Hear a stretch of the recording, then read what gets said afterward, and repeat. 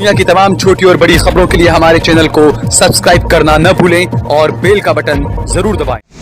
दोस्तों, मैं सहल कुरैशी। दोस्तों, हमारे प्रधानमंत्री नरेंद्र मोदी की चाल ढाल हाव भाव सब बदल गए हैं और ये हमको तो नजर आ ही रहा है, लेकिन ये शिवसेना ने कहा है। शिवसेना ने अपने मुखपत्र सामना में ये बात कही और कहा है कि प्रधानमंत्री नरेंद्र मोदी की चाल ढाल बदल गई है और भाजपा के हाथ से जो है वो अब देश के हालात निकल गए हैं। ये कहना है शिवसेना का। शिवसेना का जो अखबार होता है सामना, एक मुखपत्र है उनका सामना, उसमें एक आर्टिकल हमेशा शिवसेना की तरफ से लिखा जाता है। उसमें ये बातें कही गई हैं और उसमें कई आरोप भी लगाए गए हैं। उसमें कहा गया है कि देश के हालात जैसे हैं और जो सरकार जो काम कर रही है और प्रधानमंत्री नरेंद्र मोदी की जो चाल ढाल है वो बहुत कुछ बयान कर रही है, उससे बहुत कुछ पता चल रहा है। उसमें उन्होंने कहा है कि हालात जो है वो हाथ से निकल जा चुके हैं। इसके अलावा उन्होंने ये कहा है कि पिछले दिनों जो एक बड़ी मीटिंग हुई थी उसमें कई सारी पार्टियों के नेता और सब जमा हुए थे बीजेपी के खिलाफ और नरेंद्र मोदी के खिलाफ एकजुट होने के लिए। दिल्ली में शरद पवार के घर पर ये मीटिंग हुई थी और उसके अंदर जो लेफ्टिस्ट पार्टियां हैं, सीपीआई, सीपीआईएम, ये तमाम पार्टियां थी। तकरीबन 8 पार्टियां उसमें थी। आम आदमी पार्टी का भी नुमाइंदा उसमें था और इसके अलावा टीएमसी के जो खास उपाध्यक्ष जो हैं यशवंत सिन्हा, क्योंकि वो पहले भाजपा में थे, केंद्र मंत्री रह चुके हैं, उनके बेटे मोदी सरकार में मंत्री रह चुके हैं। उनकी पहल पर, हालांकि उन्होंने बाद में टीएमसी ज्वाइन कर ली, टीएमसी के उपाध्यक्ष हैं वो, उनकी पहल पर ये मीटिंग बुलाई गई थी और उसमें तकरीबन 8 पार्टियां थी जो शामिल हुई। उसमें लोकदल थी और टीएमसी के तो वो खुद हैं ही, शरद पवार की एनसीपी है, सीपीआईएम, सीपीआई, ये तमाम पार्टी इसमें शामिल थी। मोदी के खिलाफ एक फ्रंट को बनाया जाए, थर्ड फ्रंट बनाया जाए, इसको लेकर तमाम मीटिंग हुई। उसमें भी ये बात काफ़ी उठने लगी मीटिंग के बाद कि क्या ममता बनर्जी ही अगली प्रधानमंत्री होंगी। लेकिन शिवसेना ने जो बातें कही है इस मीटिंग को लेकर के उस पर ध्यान देना चाहिए, इस पर गौर करना चाहिए। उन्होंने कहा है, शिवसेना के मुखपत्र में ये बातें कही गई है कि जिस तरीके से हालात निकल रहे हैं बीजेपी के हाथ से, ऐसे में मजबूत विपक्ष होना चाहिए। ये सवाल हमेशा उठता है कि मजबूत विपक्ष होना चाहिए। शिवसेना ने यह भी कहा कि जो मीटिंग हुई है, इस मीटिंग को यशवंत सिन्हा ने बुलाया था। इस बैठक को यशवंत सिन्हा ने किया शरद पवार के दिल्ली के घर पर। शिवसेना का कहना है कि ये मीटिंग राहुल गांधी को बुलानी चाहिए थी। राहुल गांधी ये मीटिंग बुलाते तो ज्यादा अच्छा होता। तो ये कहीं ना कहीं आप कह सकते हैं कि दबी जबान में शिवसेना ने ये मान लिया है कि राहुल गांधी अच्छे नेता हैं, वो अच्छी क़यादत देश को दे सकते हैं, अच्छा प्रतिनिधित्व देश को दे सकते हैं। ये शिवसेना ने दबी जबान में मान लिया है। भले ही वो कहती ना हो, शिवसेना के नेता इस बात को कहते ना हो, लेकिन ये जो बात कही है इससे ये मान लिया गया है कि राहुल गांधी को वो नेता मानती है, वो मानती है इस बात को कि कांग्रेस की तरफ से देश चलाया जा सकता है। दूसरा, सिर्फ राहुल गांधी ही नहीं, शिवसेना कांग्रेस पार्टी को भी मानती है। ये इस बात से पता चलता है क्योंकि शिवसेना ने ये बातें कही कि मजबूत विपक्ष होना चाहिए, कांग्रेस को आगे आना चाहिए, राहुल गांधी को आगे आना चाहिए। हालांकि ये बात उन्होंने जरूर कही कि राहुल गांधी जो हैं वो मुखरता से मोदी की नीतियों का विरोध करते हैं, विपक्षी पार्टी होने का वो पूरा दमखम करते हैं, लेकिन उन्हें सोशल मीडिया से थोड़ा बाहर भी आना चाहिए, सड़क पर भी आना चाहिए। ये शिवसेना की तरफ से कहा गया है। हालांकि कई मौके रहे हैं कि राहुल गांधी भी सड़क पर आए, चाहे वो हाथरस का मामला हो, इसके अलावा कई और मामले हैं, राहुल गांधी फिर सड़कों पर आते रहते हैं। लेकिन यहाँ पर जो बयान जो आ रहे हैं वो आप समझिए, क्योंकि प्रधानमंत्री नरेंद्र मोदी हर मुद्दे पर कुछ न कुछ बयान देते थे, ट्वीट करते थे, लेकिन आप पिछले 2 साल से 1 साल से देखिए प्रधानमंत्री नरेंद्र मोदी बिल्कुल खामोश है।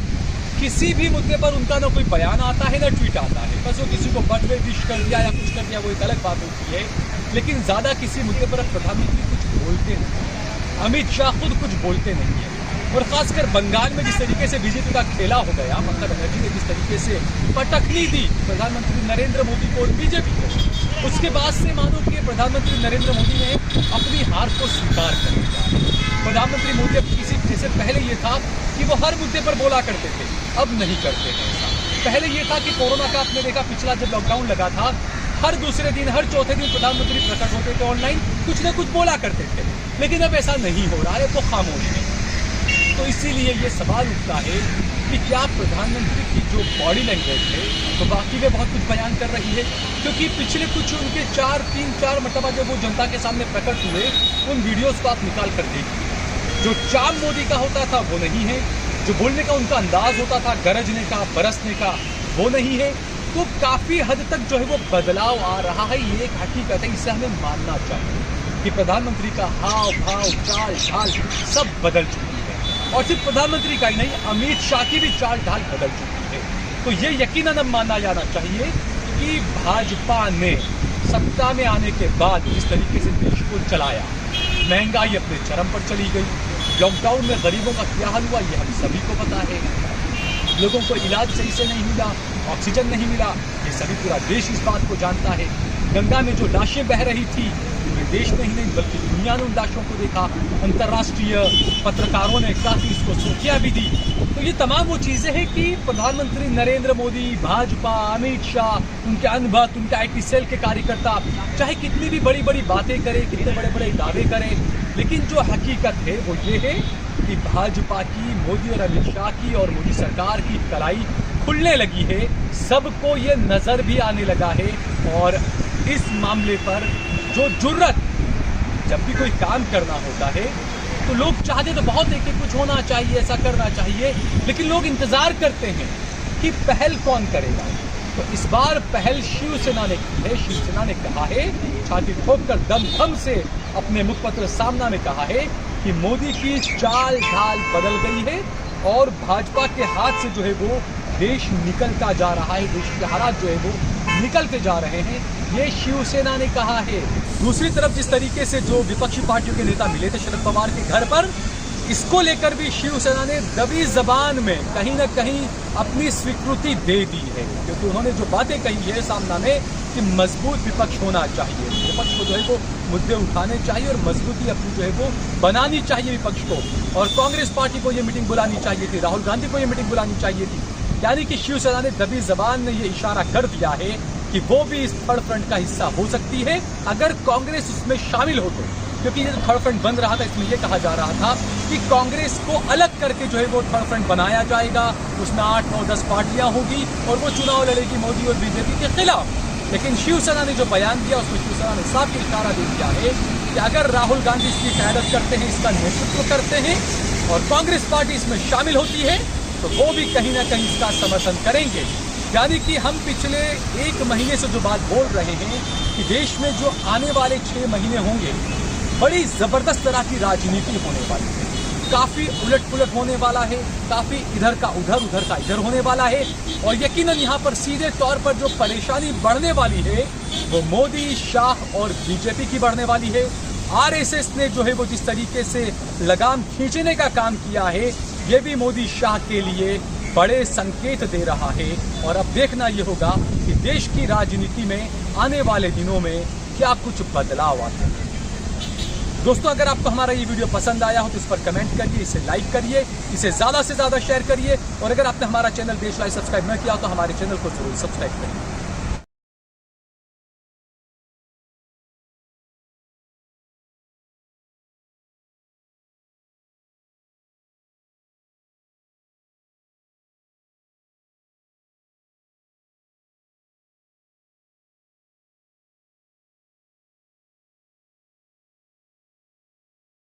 आप देख रहे हैं देश लाइव, देश की आवाज।